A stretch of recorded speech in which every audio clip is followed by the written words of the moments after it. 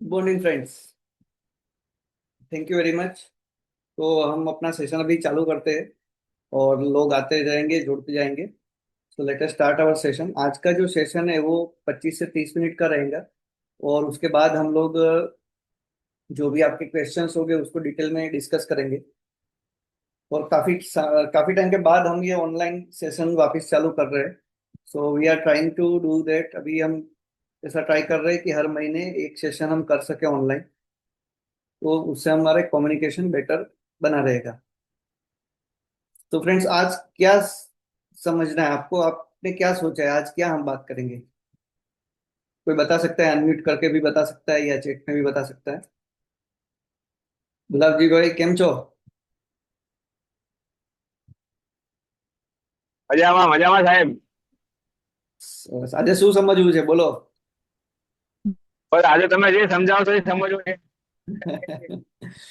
Right right. Drive કરો છો તો ગામડે જાઉં છું. અચ્છા અચ્છા, બરાબર, સરસ. હા, ખાલી સાંભળે સાંભળે સાજા કરો. ઓકે, તો સેશન ચાલુ કરીએ આપણું. राइट। तो यहाँ पे ये मेरी स्लाइड आपको दिख रही होगी। सो अगले 5 साल में पैसा कहाँ पे बन सकता है? राइट। आज हमें जो भी हम बात करेंगे वो रिसेंटली जो चेंजेस आए हैं, टैक्स रिफॉर्म्स में क्या चेंजेस आए हैं, ये पूरे साल, पिछले 1 डेढ़ साल में क्या क्या चेंजेस आए हैं, रेगुलेटरी है, टैक्स रिफॉर्म से उसमें जो भी चेंजेस आए उसके कारण क्या हो सकता है मार्केट में, इकोनॉमी में, हमारे कंट्री में, और उससे हम कैसे बेनिफिट ले सकते हैं एज ए इन्वेस्टर, हमें कहाँ पे पैसा लगाना पड़ेगा। तो जो थीम है आज के टॉपिक का, जो थीम है आज के सेशन का, वो वही है कि अगले 5 साल में अगर हमने सेविंग की हैबिट रखी है, मतलब कि हमने सिर्फ सेविंग किया है पैसा और प्रॉपर इन्वेस्ट नहीं कर रहे हैं, तो आपके पैसे की वैल्यू जीरो होने वाली है। So that is the theme of today's session. So let us start our session now. So this is the standard disclaimer कि यहाँ पे जो भी बात होगी सेक्टर के रिलेटेड, कोई स्टॉक के रिलेटेड या म्यूचुअल फंड के रिलेटेड, तो वो कोई एडवाइस नहीं है, वो कोई ऐसा नहीं है कि आपको यही ले लेना है कल जाके। लेकिन ये एक स्टैंडर्ड एक एनालिसिस है, और ये फॉर एजुकेशन के लिए हम लोग बात कर रहे हैं। सो टॉपिक में क्या बात करेंगे कि एक तो हमें क्या लग रहा है कि ये मार्केट चल क्यों नहीं रहा है, क्योंकि इतनी बड़ी बड़ी अनाउंसमेंट कर रही है गवर्नमेंट, इतने अच्छे अच्छे जियोपॉलिटिकल भी जो कुछ भी चल रहा था उसमें भी काफी अभी चेंजेस है, वो भी हम डिस्कस करेंगे। तो ये सब होने के बाद भी मार्केट क्यों नहीं चल रहा है उसके रिलेटेड हम कुछ बात करेंगे। उसके बाद जो जीएसटी का रेट कट आया है, हम सबको पता है कि ये बहुत मेजर एक चेंज है, बहुत मेजर एक रिफॉर्म हुआ है। सो ये जो रेट कट आया है उसके उसके कारण मार्केट के ऊपर क्या इम्पेक्ट हो सकता है, इकोनॉमी के ऊपर कैसा इम्पेक्ट हो सकता है, और हमारी पर्सनल जो लाइफ है, जो एक फैमिली रहती है इंडिया में, तो उसके ऊपर क्या इम्पेक्ट आ सकता है, उसके ऊपर बात करेंगे। फिर एफआईआई जो सेलिंग कर रहे हैं उसके रिलेटेड थोड़ा बहुत बात करेंगे, और लास्ट है कि हमारा पैसा हमको पार्क कहाँ पे करना चाहिए। तो ये सब चीज के ऊपर हम आज बात करने वाले हैं। तो let us start our session. तो सबसे पहले अगर आप देखोगे ना, तो स्टार्ट हुआ फरवरी में, जब बजट 2025 का बजट जब अनाउंस हुआ।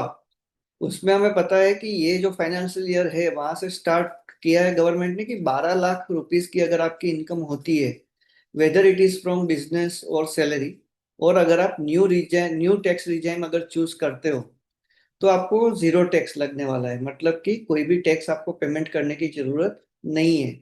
अभी इसके कारण गवर्नमेंट का जो इनकम है, वो जो इम्पेक्ट में आ रहा है वो अबाउट 1 लाख करोड़ रुपीस का है।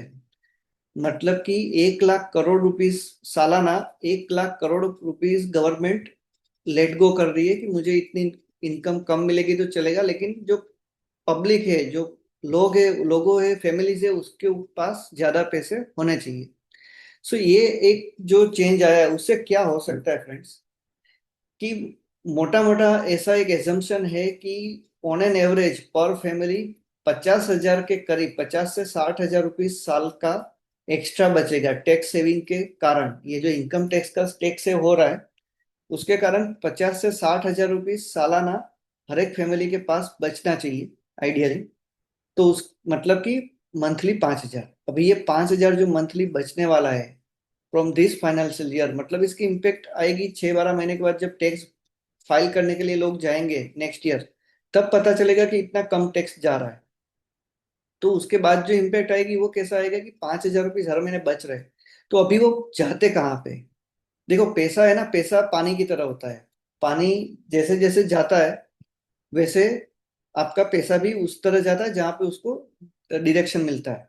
ठीक है, तो वो पैसा भी कहाँ पे जा रहा है, आप उसको कौन सी डायरेक्शन पे जाने दे रहे हो, वो बहुत इंपॉर्टेंट हो जाएगा। इसके ऊपर हम आगे भी डिस्कस करेंगे। उसके बाद क्या हुआ, आरबीआई ने डीप रेट कट, मतलब कि जो आरबीआई आरबीआई के नए नए गवर्नर आए उसके बाद थोड़ा जो आरबीआई का जो स्टांस था वो बहुत ही चेंज हो रहा है।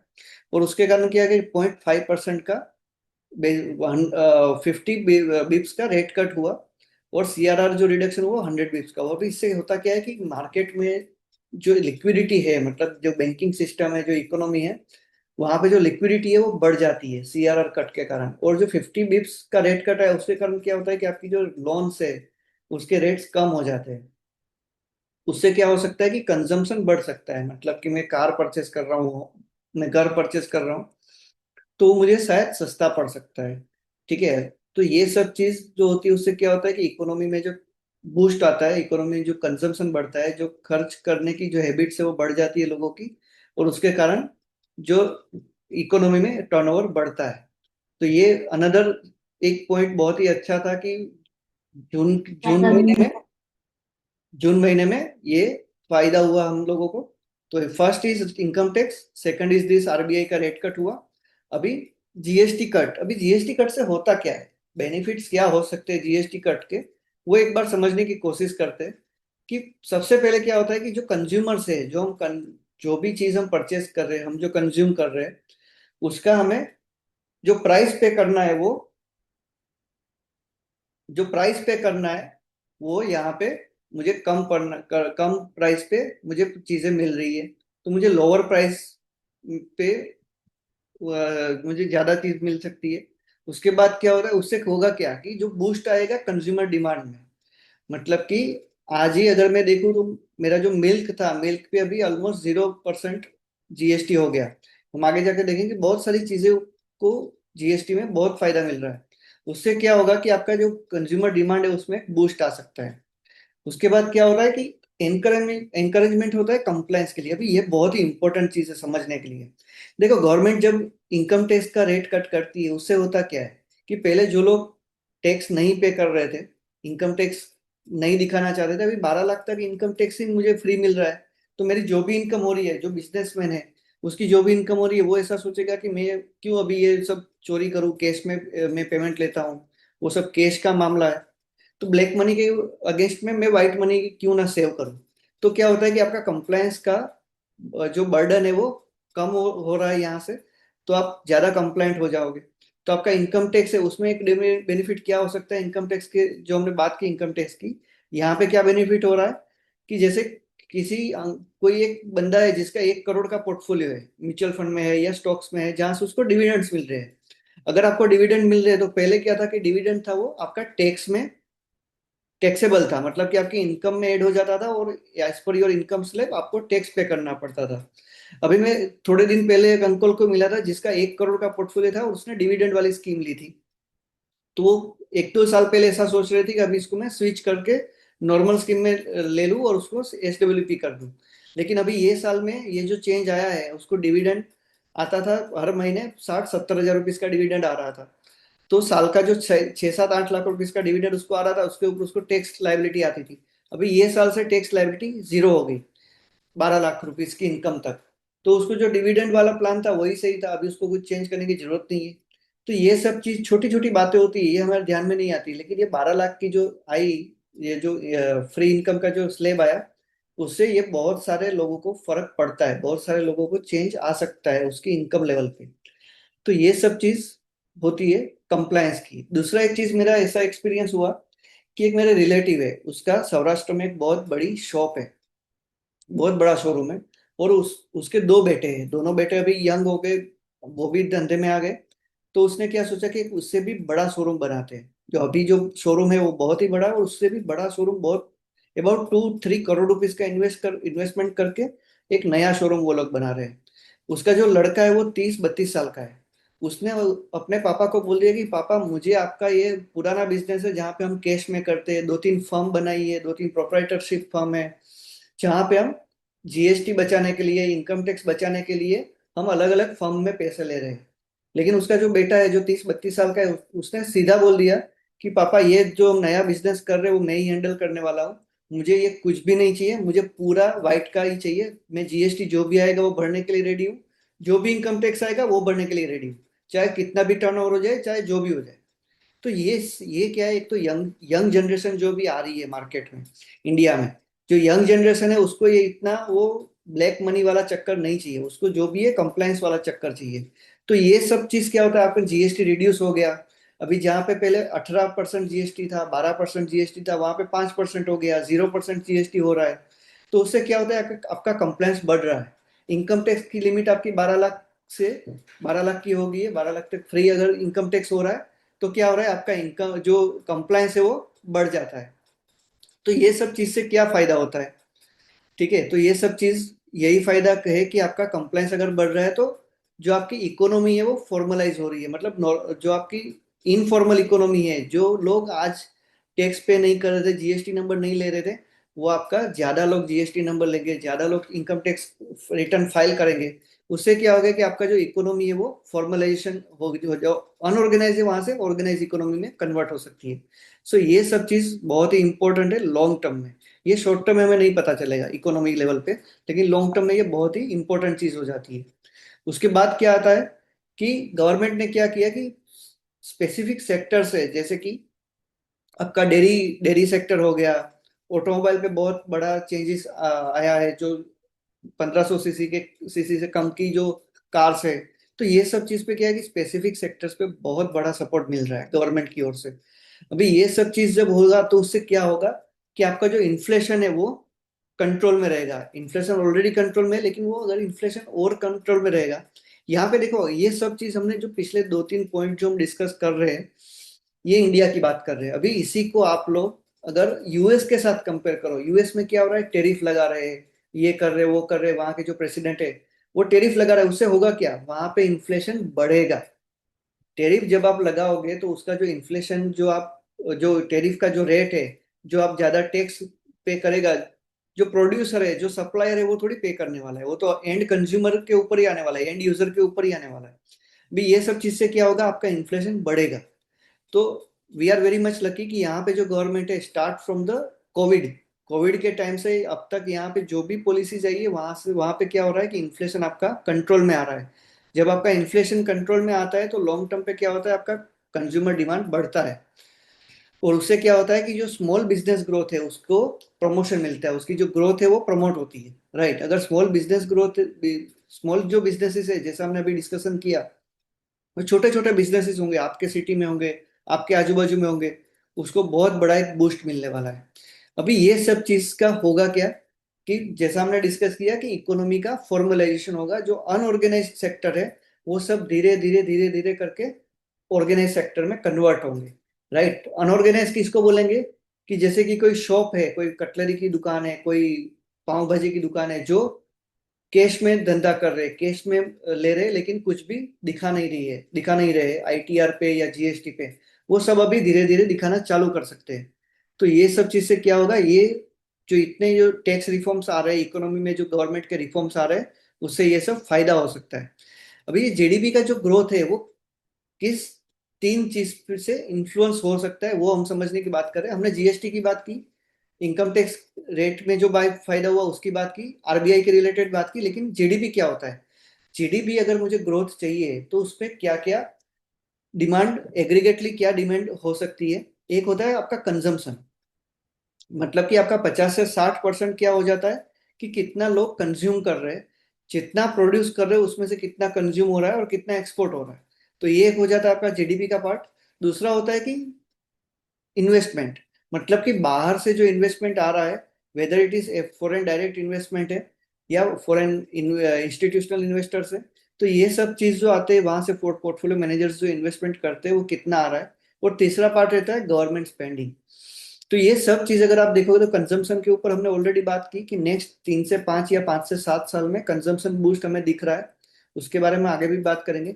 इन्वेस्टमेंट है, ये बहुत ही इंपॉर्टेंट टॉपिक है, क्योंकि पिछले काफी सालों में जो इन्वेस्टमेंट है वो बहुत ही कम आ रहा है फॉरेन से। लेकिन उसके सामने हमारा जो डोमेस्टिक इन्वेस्टमेंट है, डोमेस्टिक इन्वेस्टर्स है, वो बहुत ही बड़े बड़े इन्वेस्टमेंट कर रहे हैं। तो ये बहुत ही अच्छी चीज़ है। और उसके कारण क्या हो रहा है कि मार्केट में जो लिक्विडिटी वो मेंटेन हो रही है। और तीसरा होता है गवर्नमेंट स्पेंडिंग। अगर आप कोविड के बाद से देखोगे ना, 2020 से 2025, पिछले 5 साल में बहुत सारे ऐसे हाईवेज, ब्रिज और बहुत सारी चीज बनी है इंडिया में। तो ये इंफ्रास्ट्रक्चर के रिलेटेड गवर्नमेंट ने स्पेंडिंग बहुत किया है कैपेक्स में, इवन डिफेंस में भी। तो ये सब चीज क्या होता है कि आपकी जीडीपी को बूस्ट देता है, आपके जीडीपी का जो ग्रोथ है वो ये सब चीज से इन्फ्लुएंस होता है। अभी आप जो जीएसटी कट है उसके बारे में अगर हम देखेंगे तो हॉस्पिटैलिटी एंड एंटरटेनमेंट, आप यहाँ पे सोचो, जो 12% का जो जीएसटी था वो हो गया 5%। मतलब कि आपकी मूवी की टिकट है, अगर आप होटल में कहीं पे जा रहे हो, रूम, होटल में कोई रूम बुक कर रहे हो जिसका 7,500 से कम का रूम रेंट है, तो वहां पे आपका 5% जीएसटी आ रहा है। फिर ये फूड आइटम्स जो है वहां पे 12 से 5% हो गया, बटर है, फ्रूट जूस है। देन ये आइसक्रीम्स एंड कन्फेक्शनरी जो है वहां पे 18% जो जीएसटी लग रहा था, वहां पे सीधा सीधा 12 से 13% का फायदा हो रहा है। चॉकलेट से, आइसक्रीम से, केक से। अभी ये सब चीज से क्या होगा, यहाँ से आपका कंजम्पशन बढ़ेगा। लग्जरी कार्स, जो लग्जरी कार्स थी उसके ऊपर यहाँ पे 28% लिखा है, लेकिन एक्चुअली 50% था, क्योंकि यहाँ पे सेस भी लगता था। तो यहाँ पे भले ही यहाँ पे 40% है जीएसटी, लेकिन यहाँ पे ये 50% हो जाता था पहले। ये अभी 10% का फायदा हो रहा है। वही चीज जो स्मॉल कार है वहां पे जो 28% का जो टैक्स लग रहा था वो अभी 18%, मतलब सीधा सीधा 10% का फायदा हो रहा है। और आपकी जो इलेक्ट्रॉनिक्स आइटम है वहां पे भी बहुत बड़े बेनिफिट्स हो रहे हैं। तो ये सब चीज क्या कर सकता है, आपका जो कंजम्पशन है उसमें ये बूस्ट दे सकता है। बहुत ही इंपॉर्टेंट चीज यहाँ पे ये हो रहा है फ्रेंड्स, कि जो सीमेंट था, स्टील था, वो जहाँ पहले जो 28% पे उसका जीएसटी था वो अभी 18% हो गया है।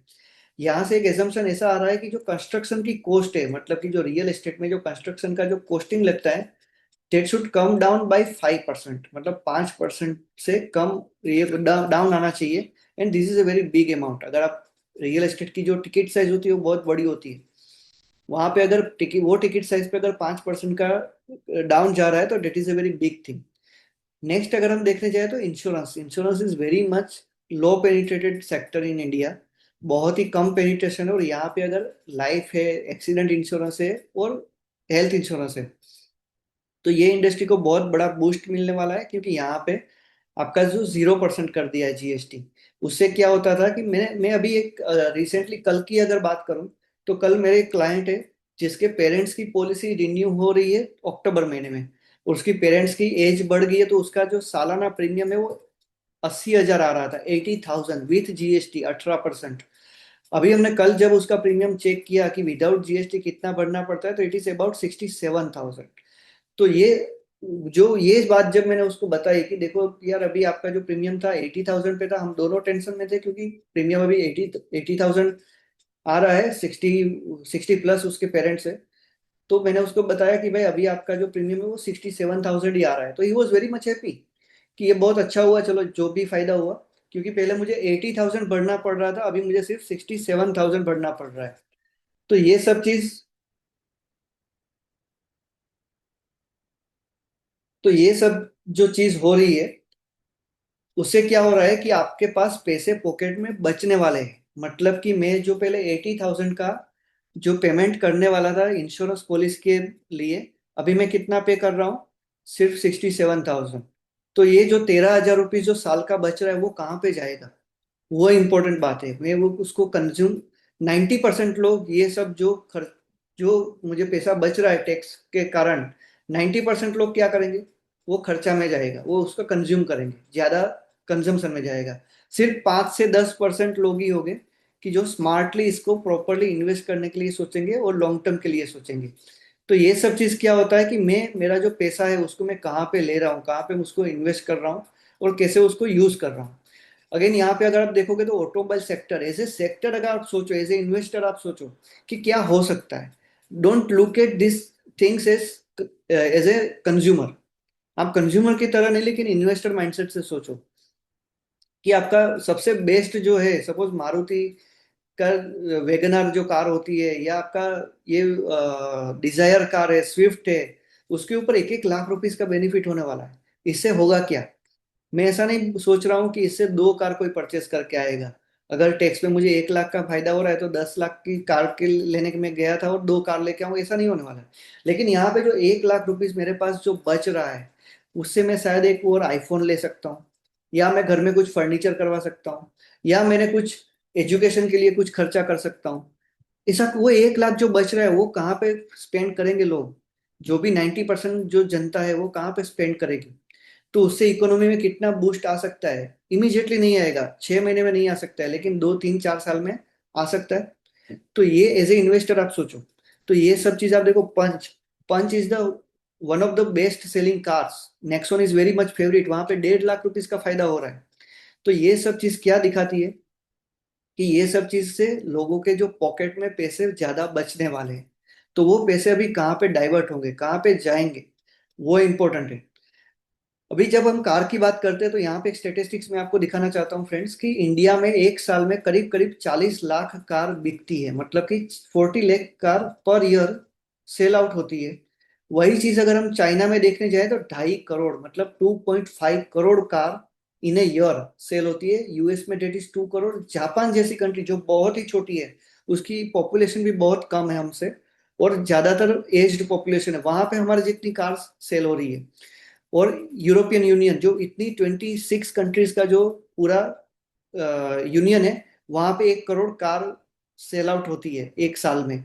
तो हमारे यहाँ सिर्फ 40 लाख कार अगर सेल हो रही है, तो मैं ऐसा तो एटलीस्ट एज्यूम कर सकता हूँ कि ये कम से कम 60 से 70 लाख कार 2-3 साल के बाद हम देख सकते हैं कि 60 से 70 लाख कार तो बिकनी चाहिए। राइट, अभी इससे आप सोचो कि ऑटोमोबाइल सेक्टर पे कितना बड़ा इम्पेक्ट आ सकता है, उसके टर्नओवर पे कितना बड़ा इम्पेक्ट आ सकता है। यही चीज उसके बाद क्या न्यूज आया हमारा अगस्त महीने में, कि जो जीडीपी का ग्रोथ है वो कितना आ गया? 7.8%। मतलब कि आपका Q1 के कंपेयर में ये Q1 में 7.8% आया, जो एग्जैक्ट एक साल पहले कितना था? 6.5%। ना लुक, ये नंबर भूल जाओ, ये नंबर्स में हमें नहीं जाना है, लेकिन ये सब चीज अगर ये हो रही है, इतना जो फायदा हो रहा है जीएसटी में, इनकम टैक्स में, तो आगे जाके ये नंबर और कितना बढ़ सकता है। राइट। रूरल कंजम्पशन के ऊपर कितना जीडीपी ग्रोथ हो सकता है? अभी एक जीडीपी की जब बात करते हैं तो एक कंपैरिजन करते हैं 1990s में। 1990 के साल में फ्रांस की जो जीडीपी थी वो कितना था? 1.27 ट्रिलियन। उस टाइम पे जो इंडिया की जो जीडीपी थी, वो कितनी थी? सिर्फ 0.32। यहाँ पे आप देख सकते हो फ्रांस का 1.27 था, यूके का 1.2 ट्रिलियन था। अभी 2025 में आप देखो, India is at 4.1 trillion, almost 4.2 trillion की इकोनॉमी है हमारी, जीडीपी है। और यूके अभी यार कहाँ पे है? अबाउट 4 ट्रिलियन के करीब है। France is a 3.2 trillion. तो यहाँ पे आप देख सकते हो ये क्यों हो रहा है? क्योंकि हमारे पास ज्यादा पॉपुलेशन है, यंग पॉपुलेशन है जो ज्यादा खर्चा करने के लिए रेडी है। तो ये सब चीज से क्या हो रहा है? आपका जो जीडीपी है वो दूसरी कंट्रीज जो डेवलप्ड नेशन से उससे ज्यादा जल्दी से ग्रो हो रही है। राइट। अभी इस सभी चीज को अगर हम समराइज करें तो क्या हो सकता है आप सोचो। कि सपोज यहाँ पे हम देखने जाए कि जो प्रोडक्टिविटी एंड टेक्नोलॉजी है वो जो ड्राइवर है, मतलब प्रोडक्टिविटी बढ़ सकती है, टेक्नोलॉजी जो एडवांस हो सकती है, उससे क्या होगा कि आपका लॉन्ग टर्म जो इंजन है वो यहाँ पे आप देख सकते हैं पर कैपिटा आउटपुट ज्यादा आ सकता है। कैपिटल एंड ह्यूमन इन्वेस्टमेंट आप देखो, इंफ्रास्ट्रक्चर देखो। तो इंफ्रास्ट्रक्चर जब बढ़ेगा तो उससे क्या होगा? उसको वो क्या रोल प्ले करेगा कि आपका कॉस्ट रिड्यूस होगा, आपका जो ट्रेड है, प्रोडक्शन है, वो एनहांस हो सकता है। अगेन आप इन्वेस्टमेंट के लिए बात करो कि जीडीपी में क्या उसका रोल हो सकता है, तो आपका फ्यूचर की जो कैपेसिटी उसमें वो प्रोडक्शन ऐड कर सकता है। तो ये सब चीज से क्या होगा फ्रेंड्स, कि आपका जीडीपी में बूस्ट आने वाला है, आपकी इकोनॉमी में बूस्ट आ सकता है। तो यही चीज हमें क्या फायदा दे सकती है वो हमें देखना है, हमें यहाँ से क्या लेके जाना है। ठीक है। अभी यही चीज अगर हम यहाँ पे देखने जाए तो इंडिया की जो जीडीपी है,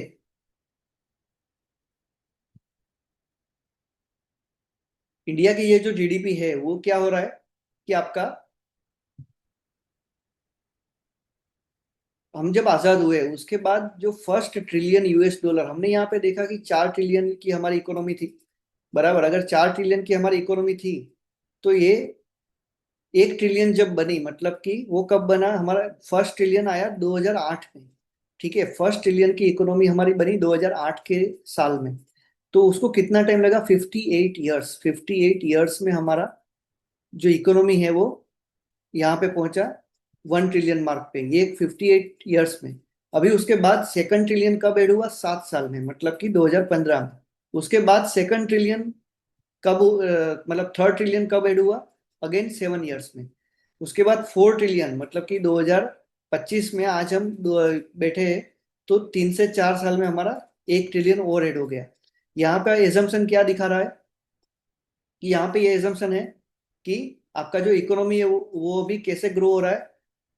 यहाँ पे आप देख सकते हो कि हर हर 1-2 साल में आपका 1-1 ट्रिलियन की इकोनॉमी बढ़ रही है, मतलब कि 20 to 25% of your total economy size, ये हर 1-2 साल में ऐड होने वाली है आपकी इकोनॉमी में। इससे क्या होगा, इससे आपका बूस्ट बढ़ने वाला है, राइट। सो ये अगेन, ये इकोनॉमी की बात की हमने, ये मार्केट की बात करते हैं। मार्केट कैप मतलब क्या होता है, कि पूरा जो मार्केट है उसका पूरा मार्केट का कैपिटल कितना है, मतलब कि कितने शेयर से लिस्टेड, और उसकी क्या वैल्यू है, उसको जब मल्टीप्लाई कर देते हैं तो मार्केट कैप आ जाती है। तो 2000 से की साल में अगर आप यहाँ पे देखोगे कि 2000 की साल में जो मार्केट कैप थी वो कितनी थी इंडिया की, अबाउट 0.2 थी, राइट, 0.2 ट्रिलियन US डॉलर्स। और ये 24 टाइम्स, मतलब कि सिर्फ 25 साल मतलब में बीकानेर के 24 टाइम्स यहाँ पे ये बढ़ के 5.1 ट्रिलियन की मार्केट कैप अभी हो गई है, राइट। तो ये इससे क्या हो रहा है कि आपका इकोनॉमी जैसे जैसे बढ़ रहा है, वैसे आपका मार्केट में भी बूस्ट आ रहा है, मार्केट भी बढ़ रहा है। अभी यही चीज आगे जाके क्या हो सकता है, हमने जो देखा, अभी इंडिया की जो कैपिटल मार्केट है पिछले 8 साल में, बेस्ड ऑन, अब मतलब नेक्स्ट 8 साल में अगर आप यहाँ पे देखोगे, तो नेक्स्ट 8 साल में अगर 9% से अगर ये ग्रो हो रही है, 9% से अगर हमारी जो मार्केट है वो अगर ग्रो होती है, कैपिटल मार्केट, तो इंडिया का जो डॉलर जीडीपी है will double from 4 trillion to US to 8 trillion in 8 years. 8 साल में हमारा डबल जीडीपी हो सकता है। अभी जो मार्केट कैप है, मार्केट कैप जो हमने देखा कि 13% से कंपाउंड अगर हो रहा है, तो ये 5 5 ट्रिलियन US डॉलर जो हमने देखा, that could reach to 13.5 trillion US dollars. Now this is not small. अगर हम देखने जाए तो नेक्स्ट 8 से 10 साल में अगर ये होता है, अगर ये चीज होती है, तो क्या हो सकता है कि आपका, ये अगर होता है तो आपका जो पैसा है, जो आप पैसे मार्केट में लगा सकते हो अभी, आज की तारीख में, या नेक्स्ट 2-3 साल में, वो कितना ग्रो हो सकता है। ये बहुत ही बड़ा अमाउंट है।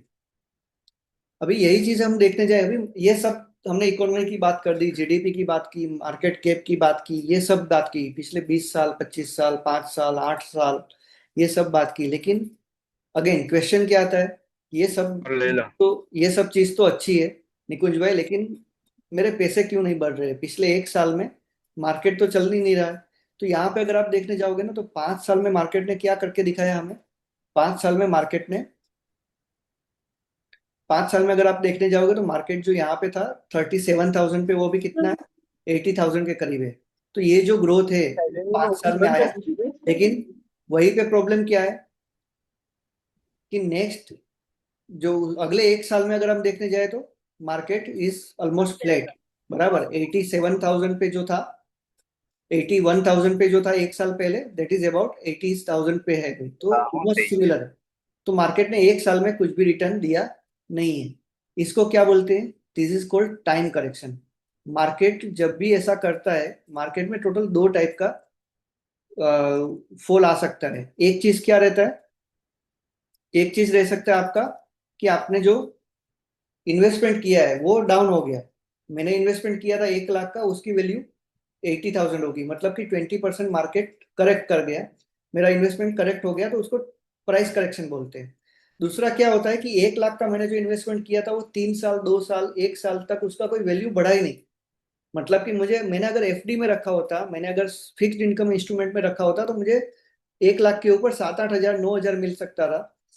लेकिन वही चीज मुझे अगर मार्केट में रखा मैंने, तो पिछले 1 साल में अगर 1 लाख रुपीज इन्वेस्ट किया है, तो मुझे कुछ पैसा मेरा बना ही नहीं है। तो इसको बोलते हैं टाइम करेक्शन। ये जो टाइम करेक्शन होता है वो बहुत ही इंपॉर्टेंट होता है लॉन्ग टर्म इन्वेस्टर के लिए। क्योंकि यहाँ पे अगर आप आपके पैसे इन्वेस्ट कर रहे हो ऐसे टाइम पीरियड में, तो ये एक साथ आपको आपके पैसे बढ़ा के दे सकते हैं। मतलब कि जो 2 साल, 1 साल या 3 साल में आपने रिटर्न नहीं पाया है, वो सिर्फ कुछ महीनों में, कुछ दिन में आपको रिटर्न दे सकता है। तो ये इससे होता क्या है, एक अभी ये ऐसा हुआ क्यों पिछले 1 साल में, ये जो हमने यहाँ पे देखा कि मार्केट ने कुछ भी हमें रिटर्न बना के नहीं दिया है। अगर मार्केट ने यहाँ पे 1 साल में कुछ भी रिटर्न बना के नहीं दिया तो उसका रीजन क्या है। यहाँ पे हमने देखा कि 5 साल पहले का अगर ग्राफ देखा तो इतना अच्छा रिटर्न बना के दिया 2020 से 2025 का। पिछले 1 साल में मार्केट ने कुछ भी रिटर्न बना के नहीं दिया है। ऐसा क्यों हुआ? इसका रीजन है फ्रेंड्स ईपीएस। ईपीएस मतलब क्या होता है, इनकम, मतलब कि अर्निंग पर शेयर। यहाँ पे आपको जो पिंक लाइन दिख रही है ना, ये पिंक लाइन है वो अर्निंग पर शेयर है। निफ्टी 50 मतलब कि 50 जो कंपनीज है इंडिया की सबसे बड़ी, वो 50 कंपनी पूरा एक साल जो बिजनेस करती है तो वो कितना प्रॉफिट कमाती है, ठीक है, उसको बोलते हैं अर्निंग पर शेयर। मतलब कि एक शेयर में पर शेयर वो कितना अर्निंग करती है, ये उसकी पिंक लाइन है। यहाँ पे आप देखोगे ना, तो 2020 के बाद, यहाँ पे अगर आप देखोगे तो 2012 या 2013-14 के बाद ये पूरा जो है वो पूरा डल पीरियड था। मतलब कि आपका ईपीएस ग्रोथ कुछ भी नहीं था। तो ये जो ग्रीन लाइन है निफ्टी का, जो ग्रीन लाइन है वो भी कैसा था, एकदम फ्लैट था। ईपीएस भी आपका फ्लैट था और निफ्टी भी फ्लैट था, ठीक है। यहाँ से आप देखो, यहाँ पे ये कोरोना वाला ये पीरियड आ गया। आपका कोरोना वाला पीरियड आया जहाँ पे मार्केट ने 40-50% तक डाउन चला गया था। तब आपकी इकोनॉमी बंद थी, लॉकडाउन था, फैक्ट्रीज बंद थी। तो आपका जो बिजनेसेस बंद थे, उससे क्या हुआ, आपका ईपीएस की लाइन भी डाउन हो गई। लेकिन उसके बाद आप देखो 2020 से 2025 एक पूरा कंजम्पशन का बूस्ट आया। पूरा कंजम्पशन का बूस्ट आया, उससे क्या हुआ कि आपका ईपीएस ग्रोथ जो यहाँ पे पहले कितना था, जो आपका अर्निंग पर शेयर 400 के करीब था, वो कितना आ गया सिर्फ 5 साल में, अबाउट 1000, 1000 से 1100 तक आ गया। उससे क्या हुआ, आपका ईपीएस का ग्रोथ जब बढ़ा तो आपका निफ्टी भी बढ़ा। मतलब कि जो 37,000 का जो सेंसेक्स था, वो 80,000 का हो गया सिर्फ 5 साल में। हमको ऐसा लगता है कि ये हो गया, मेरा पैसे बन गए, लेकिन बैकएंड में क्या होता है, अर्निंग पर शेयर होता है, प्रॉफिट्स कितना कमा रही है। Everything is depend on profit. Profit कब बढ़ता है, आपका कंजम्पशन बढ़ता है, डिमांड बढ़ता है, तब आपका क्या होता है, आपका प्रॉफिट बढ़ता है। सिंपल लॉजिक है। तो ये पिछले 5 साल में हुआ था, इसलिए ये आपका हो रहा था। लेकिन अभी क्या हुआ, यहाँ पे अगर आप देखोगे तो यहाँ पे अगेन हम पिछले 1 साल में अगर हम देखें, ठीक है, पिछले 1 साल में अगर आप देखो तो कुछ भी ईपीएस का ग्रोथ नहीं है। 1 साल पहले भी 1000 के करीब था, अभी भी 1100 के करीब है। तो पिछले 1 साल में ईपीएस का, अर्निंग प्रॉफिट का कोई ग्रोथ नहीं हुआ। तो आपका निफ्टी का भी कोई ग्रोथ नहीं हुआ। अभी ये इसको बढ़ाने के लिए गवर्नमेंट ने क्या किया है, ये सब चीज किया है। क्या किया है, इनकम टैक्स आपको 12 लाख तक जीरो कर दिया। आपका रेट कट कर दिया आरबीआई ने। उसके बाद क्या किया, GST rate cut, which is the biggest reform after 1991। 1991 में जब इकोनॉमी का लिबरलाइजेशन हुआ था, उसके बाद का ऐसा बोला जाता है कि यह सबसे बड़ा एक बूस्ट मिल सकता है इकोनॉमी।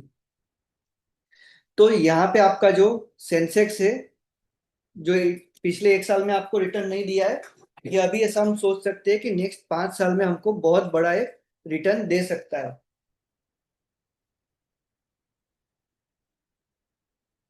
दूसरी एक गुड न्यूज क्या हुआ कि पिछले काफी महीनों से हम देख रहे थे, पिछले 1 साल, करीब 1 साल 6 महीने से देख रहे थे कि एक यूएस और इंडिया के बीच बहुत सारा जियो पॉलिटिकल इश्यू चल रहे थे, राइट, टेरिफ वॉर चल रहा था। लेकिन अभी ये क्या हो रहा है, हम जो देख रहे हैं कि ट्रम्प साहब जो स्टेटमेंट अभी रिसेंटली जो दे रहे हैं, उसको फिर मोदी साहब ने भी रिप्लाई कर दिया पॉजिटिवली। तो ऐसा दिखने में आ रहा है कि बहुत ही वेरी सुन ये जो टेरिफ वॉर है वो, उसका जो इश्यू है वो रिजोल्व हो सकता है। ये सब पॉजिटिव सेंटिमेंट्स है। ये सब इकोनॉमी को बूस्ट करने के लिए बहुत जरूरी होते हैं।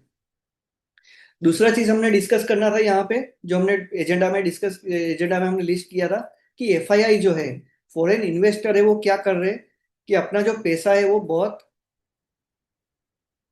यहाँ पे अगर आप देखोगे तो जो ओनरशिप थी, मतलब कि आपका जो इक्विटी मार्केट है, इंडिया का जो इक्विटी मार्केट था, 2012 में यहाँ पे आप देख सकते हो कि उसका जो ओनरशिप था वो कितना था, अबाउट 15-16% था, राइट। उसके बाद अब अगर आप यहाँ पे देखोगे 2016-17 तक ये कहाँ पर पहुंच गया, 20-21% तक उसकी ओनरशिप पहुंच गई। मतलब कि आपका पूरा जो स्टॉक मार्केट है, पूरा जो इक्विटी मार्केट है, उसकी ओनरशिप 20 से 21% कौन होल्ड कर रहा था? गोरे। सब गोरे लोग होल्ड कर रहे थे, हमारे पास कुछ नहीं था, ठीक है। अभी क्या हो रहा है, 2021 के बाद उसकी जो होल्डिंग है, एफआईआई की जो होल्डिंग है, फॉरेन इन्वेस्टर की जो होल्डिंग है, वो डाउन आ रही है। अभी ये लोएस्ट पे है right now in August, as per August 25 data, it is at the lowest. लेकिन उसके सामने क्या हो रहा है, फिर भी हमारा मार्केट देखो तो इतना गिरा नहीं है। पहले क्या हो रहा होता था, 2012 से पहले क्या होता था कि जब भी एफआईआई जो थे, फॉरेन इन्वेस्टर थे, वो सेल करते थे इक्विटी को, आप हमारा जो मार्केट है वो एकदम धड़ाम से गिरता था। लेकिन अभी हमने ये देखा कि ये जो डोमेस्टिक का फ्लो आ रहा है, डोमेस्टिक इन्वेस्टर से, म्यूचुअल फंड से, इंश्योरेंस कंपनी से, उसके पास से जो फ्लो आ रहा है, जो लिक्विडिटी आ रही है, उससे उसके कारण क्या हो रहा है कि आपकी मार्केट है वो सस्टेन्ड लेवल पे टिकी है, वो एकदम से गिर नहीं रही है। ये सब चीज बहुत इंपॉर्टेंट होने वाली है आगे जाके। क्योंकि आप सोचो फ्रेंड्स कि आपका सेंसेक्स जो है अभी 80,000 पे है, जो निफ्टी वो 25,000 24,000 के करीब है। ये किसके बेस पे है? इसका जो सपोर्ट है वो कौन है? मैं, आप और हमारे जैसे काफी लोग हैं, बराबर, करोड़ों लोग आपके और मेरे जैसे इन्वेस्टर्स है, जो अपना पैसा लगा के बैठे हैं। हम तो पैसा निकालने वाला है नहीं, क्योंकि हमको अभी कुछ जरूरत है नहीं। सपोज मैं अभी पैसा निकालने वाला नहीं हूँ, मैं अब डरता भी नहीं हूँ कि मार्केट का क्या होने वाला है। लेकिन अभी एफआईआई जो है यहाँ पे, जो हमने ये बात की कि एफआईआई जो है यहाँ पे, ये जो होने वाला है अभी, मान के चलते हैं कि एफआईआई ने वापिस अपना जो होल्डिंग है वो बढ़ा रहे हैं, ये ऊपर लेके आएंगे, तो क्या होगा? आपका पैसा, मेरा पैसा, डोमेस्टिक पैसा तो आ रहा है मार्केट में, साथ में फॉरेन का भी पैसा आने वाला है। अगर ये जब होगा तो मार्केट यहाँ से कितना ऊपर जा सकता है, ये आप सोचो। उसके बाद अगर हम देखें तो मार्केट जो हम बोलते हैं ना कि ये हमारा पूरा जो मार्केट, हमने क्या डिस्कस किया कि $5 ट्रिलियन का है, ठीक है, $5 ट्रिलियन का हमारा मार्केट है। यहाँ पे अगर आप देखोगे ना फ्रेंड्स, तो यहाँ पे अगर आप देखोगे तो ये यूएस की टॉप 8 कंपनीज है, टॉप 8 कंपनी यूएस की जो लिस्टेड कंपनीज है वो है। यहाँ पे आप देखो एनवीडिया, उसका जो मार्केट है कैप है वो कितना है, करीब करीब 3 ट्रिलियन, $3 ट्रिलियन। मतलब कि 1-2 साल पहले हमारी इकोनॉमी 3 ट्रिलियन की थी, लाइक लास्ट ईयर या उसके पहले हमारी इकोनॉमी 3 ट्रिलियन की थी। ये कंपनी 3 ट्रिलियन की है। माइक्रोसॉफ्ट देखो 3 ट्रिलियन, एप्पल देखो 3 ट्रिलियन, अल्फाबेट मतलब Google, that is 2.5 trillion, Amazon, Meta, ये सब एक एक दो दो 3-3 ट्रिलियन की कंपनीज है। हमारे यहाँ क्या हो रहा है? और दूसरा एक चीज आप देखो फ्रेंड्स, ये पूरी जो कंपनी है ये सब क्या है? ये पूरी, इसमें ये सब सॉफ्टवेयर कंपनी, कोई चिप बनाती है, कोई प्लेटफॉर्म कंपनीज है। माइक्रोसॉफ्ट क्या बनाती है? सॉफ्टवेयर बनाती है। गूगल क्या करती है? वो एक प्लेटफॉर्म कंपनी है। मेटा क्या है? प्लेटफॉर्म कंपनी है। टेस्ला क्या है? टेस्ला कार कंपनी है। Anyone can tell me, Tesla is a car company और not, in chat box? Tesla क्या बनाती है? अच्छा, एप्पल क्या बनाती है? Tesla and Apple, these are not the car and mobile companies, these are the software companies. ये सब सॉफ्टवेयर बनाती है, these are the platform companies, right. अभी हम ये, मैं आपको क्यों समझा रहा हूँ, अभी ये हमारी इंडिया की टॉप 9 कंपनीज। यहाँ पे आप देखो कितने प्लेटफॉर्म कंपनीज है, कितने रियल में सॉफ्टवेयर कंपनी, मतलब कुछ नया कुछ बनाती है, ऐसा एक भी नहीं है, राइट। टीसीएस को छोड़ के बाकी सारी एक ट्रेडिशनल बिजनेस हाउस है, बराबर। और यहाँ पे भी आपका जो, अगर यहाँ पे आप उसकी जो मार्केट कैप देखो तो इट इज वेरी लो। आज अगर आप, रिलायंस इंडस्ट्री है जो सबसे बड़ी कंपनी है, उसका मार्केट कैप कितना है? 18 लाख करोड़ का है, 18 लाख करोड़ का मार्केट कैप है। यहाँ पे ये मार्केट कैप, ये चाइना का है, ये चाइना की टॉप 8 टॉप 9 कंपनीज आप देखो। तो टेंसेंट, कोई बता सकता है मुझे टेंसेंट क्या करती है? ये दिस इज द सबसे बड़ी कंपनी है टेंसेंट, चाइना में, राइट। अगर आप यहाँ पे रिलायंस के साथ कंपेयर करोगे चाइना की ये टेंसेंट को, तो it is almost 4 times, 3 to 4 times है, राइट। 3.5 गुना बड़ी है रिलायंस से। रिलायंस का बिजनेस देखो कितना है, रिलायंस इंडस्ट्रीज का बिजनेस आप सोचो, उसका रिफाइनरी है, ऑयल है, जियो भी उसके अंदर है, तो उसका डेट मोबाइल का भी है, बराबर, ये सब कितने सारे बिजनेसेस है उसके, रिलायंस रिटेल है, रिलायंस स्मार्ट है, ये सब उसके पास है।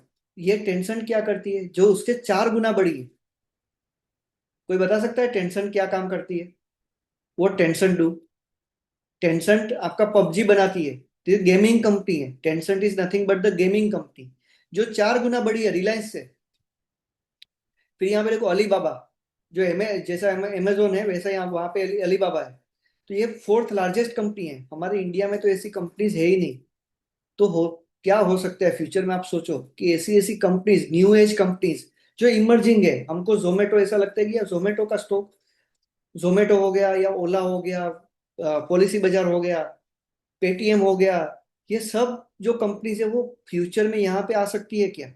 तो हमारा पैसा अब हमको अभी कहाँ पे लगाना है, किस टाइप की कंपनी में लगाना है, ये इंपॉर्टेंट है। सो सो फ्रेंड्स, दिस इज, जो हमने अभी तक डिस्कस किया वो हमने क्या बात किया कि ये क्या हो सकता है, बराबर। तो वही चीज है कि नाउ अभी इसको मैं कहाँ पे आगे लेके जा सकता हूँ। 2003 से 2008 का अगर हम देखने जाओगे तो सेंसेक्स जो है वो 2900 से 21,000, मतलब कि 600 टका से भी ज्यादा 5 साल में बढ़ गया था। उसके ड्राइवर्स क्या था? जीडीपी एक्सपांड कर रही थी, इंफ्रास्ट्रक्चर और इंडस्ट्रियल ग्रोथ था, आईटी सेक्टर का बूम था, और स्ट्रॉन्ग फॉरेन का इन्फ्लो आ रहा था। वही चीज 2009 से 2015, सिर्फ 6 साल में 200 टका से ज्यादा का निफ्टी ने गेन किया। डिमोनेटाइजेशन के जो 2-3 साल थे उसमें निफ्टी ने 68% का राइज हुआ सिर्फ 2 साल में। वहां पे भी अगेन स्ट्रक्चरल रिफॉर्म हुए थे, मतलब डिमोनेटाइजेशन, जीएसटी आपका इंट्रोड्यूस हुआ, देन कॉर्पोरेट रिफॉर्म सेंटिमेंट्स हुए, और बहुत ही अच्छी अर्निंग्स का ग्रोथ हमें मिला था। वही चीज कोविड के बाद क्या हुआ कि एग्रेसिव स्टिम्युलस था गवर्नमेंट की ओर से, इंटरेस्ट रेट बहुत ही कम कर दिए थे, और डिजिटल ट्रांसफॉर्मेशन के कारण सिर्फ 2 साल, 18 डेढ़ साल के अंदर निफ्टी ने 120% का ग्रोथ किया था। अभी ये सब चीज हम क्यों डिस्कस कर रहे हैं कि वही चीज अगर आप देखोगे तो वहां पे हमें क्या हो रहा है कि इसको अगर हम समराइज करते हैं तो क्या हो रहा है हमें कि यहाँ पे 2025 के बाद क्या हो सकता है, राइट। कि वही चीज अगर ये सभी चीज अभी है, ये पूरा जो हमने देखा कि ये जो हाइलाइट्स यहाँ पे लिखी हुई है, ये सारी चीज अभी हमें फेस कर रहे हैं, कि ये सब चीज हम देख रहे हैं कि ऐसा हो सकता है। तो ये हमारा जो मार्केट अभी, हमें क्या लगता है, ये मार्केट 80,000 पे सेंसेक्स है, 25,000 पे निफ्टी है। आपको पता है रामदेव अग्रवाल साहब जो है, मोतीलाल ओसवाल के जो फाउंडर है, को फाउंडर है, वो क्या बताते हैं कि नेक्स्ट 7 से 8 साल में आपका जो निफ्टी है ना वो 1,25,000 वो एज्यूम कर रहे हैं, 1,25,000 का निफ्टी। सेंसेक्स की बात नहीं कर रहे, वो निफ्टी की बात कर रहे हैं कि नेक्स्ट 7-8 साल में निफ्टी का इतना ग्रोथ हो सकता है। तो ये सब चीज जो है वो काम में, हमारे पैसे को हम कहाँ पे इन्वेस्ट कर रहे हैं वो इंपॉर्टेंट है। अभी हम लास्ट 2-3 स्लाइड पे आ जाते हैं। एक्शन पॉइंट्स, अभी हमें क्या करना है? प्रॉपर एसेट एलोकेशन, मतलब कि मेरा जो भी पैसा है, मेरा पैसा गोल, एक गोल को अलाइन करना है और प्रॉपर एसेट एलोकेट करके मुझे मेरा पैसा लगाना है। Silver gold is already all time high पे है, मतलब कि ये क्या दिखाता है कि अभी इक्विटी का यहाँ से बूम आ सकता है, ये हमें ये दिखाता है। इंटरेस्ट रेट की लो साइकिल है, मतलब कंजम्पशन बूस्ट आ सकता है, हमने डिस्कस किया। ग्लोबल मार्केट है 10 ईयर हाई, लेकिन आपका जो इंडिया का जो मार्केट है वो पिछले 1-2 साल में डाउन जा रहा है। इसे टाइम पे हम बैलेंस एडवांटेज है, flexi cap, multi cap, diversified equity में आप जा सकते हो। और बहुत ही इंपॉर्टेंट चीज क्या है, आपका अभी जो भी इन्वेस्टमेंट चल रहा है, whether it is SIP, whether it is lump sum investment, उसको टॉप अप करने का टाइम अब भी है। आज की तारीख में अगर आपने टॉप अप नहीं किया तो आप बहुत बड़ा एक जो बूस्ट आने वाला है वो आप लॉस कर सकते हो। अभी हम समझ, एक क्विकली समझते हैं कि 10 लाख, सपोज मेरे पास 10 लाख रुपीज आज की तारीख में है, तो मुझे उससे क्या करना चाहिए? मुझे बहुत ही कंजर्वेटिव, बहुत, मुझे ज्यादा रिस्क भी नहीं लेना है। तो एक जीसेक फंड, मतलब कि गवर्नमेंट सिक्योरिटीज का फंड है, उसमें मैं 2 लाख डाल सकता हूँ। लिक्विड फंड में 1 लाख डाल सकते, एक सिर्फ एजम्पशन है, ये ऐसा नहीं कि ये ऐसा करना जरूरी है, लेकिन आपकी प्रोफाइल के हिसाब से हम इसमें चेंजेस भी कर सकते हैं। बैंकिंग एंड फाइनेंशियल, हमने देखा कि रेट कट लो हो रहा है, कंज्यूमर कंज्यूमर डिमांड बढ़ने वाली है, लोगों को ज्यादा लोन चाहिए होगी फ्यूचर में, तो आपका बैंकिंग एंड फाइनेंशियल सेक्टर में पैसा होना चाहिए। फिर ऑटोमोबाइल, ऑटोमोबाइल के बारे में हमने बात किया कि ऑटोमोबाइल सेक्टर है वो इतना अगर बढ़ सकता है, जो कंज्यूमर की डिमांड इतनी आ सकती है फ्यूचर में नेक्स्ट 5 साल 7 साल में, तो आपका पैसा ऑटोमोबाइल फंड में होना चाहिए कि नहीं होना चाहिए, आपको सोचना है। कंज्यूमर फंड, ऐसे स्पेसिफिक म्यूचुअल फंड स्कीम होती है जो सिर्फ कंज्यूमर, जो कंज्यूमर ड्यूरेबल हो गई, एफएमसीजी हो गई, उस टाइप की कंपनीज में इन्वेस्ट करती है, वहां पे आपका पैसा थोड़ा बहुत होना चाहिए। देन स्मॉल कैप फंड में आपका पैसा होना चाहिए, मिड कैप फंड में होना चाहिए। ब्लू चिप कंपनीज मतलब कि आपका जो राइस आता है, यहाँ पे क्या दिखाता है कि राइस है, रोटी है, उस टाइप की कंपनीज में आपका पैसा 1.5 लाख रुपीज वहां पे लगा सकते हो 10 लाख में से। And last and not the least is flexi cap, मतलब कि डाइवर्सिफाइड फंड। तो ऐसे आप अपना 10 लाख रुपीज अलग अलग ऐसी टॉप जो इंडिया की कंपनीज है वहां पे आप लगा सकते हो। अगेन फ्रेंड्स, मैं फिर से बता रहा हूँ, this is just an example, ऐसा करना हमें जरूरत नहीं है। लेकिन अगर आपके पास नेक्स्ट 5-7 साल के लिए इस टाइप का पैसा है तो हमसे कनेक्ट करिएगा, हम एक प्रॉपर आपको एक पोर्टफोलियो सजेस्ट कर सकते हैं।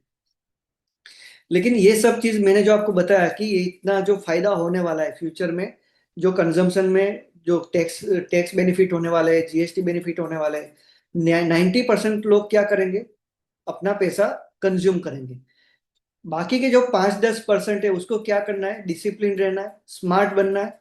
हमको ज्यादा स्मार्ट बनने की जरूरत नहीं है दूसरे लोगों से। हमके वॉरेन बफे साहब क्या बोलता है, हमको सिर्फ डिसिप्लिन बनना है दूसरे लोगों से। मेरे पास आज महीने का 5,000, 10,000, 15,000 अगर बच रहा है, इनकम टैक्स मेरा सेव हो रहा है, जीएसटी में मुझे बेनिफिट होने वाला है, वो पैसों को मैं कहाँ पे इन्वेस्ट कर रहा हूँ, मैं उसको कंजम्पशन में लेके जा रहा हूँ या मैं उसको इन्वेस्ट कर रहा हूँ, that is very much important. So friend, that is all. ये हमारा आज का सेशन यहाँ पे हम खत्म करते हैं। और दूसरा एक चीज कि हमने अनाउंस भी किया था कि हम ये कम्युनिटी, व्हाट्सएप कम्युनिटी चालू करने वाले हैं और जो ब्रॉडकास्ट लिस्ट है उसको डिसकंटिन्यू करने वाले फ्यूचर में।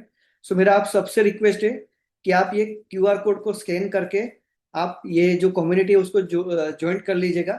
और जैसा कि आप सबको पता है ये कम्युनिटी है, तो आपका जो नंबर है, जो मोबाइल नंबर है वो प्राइवेट रहेगा, वो किसी को शो नहीं करेगा। So, friends, with this, I want to end my session. And you have any questions we can take, and then we can stop our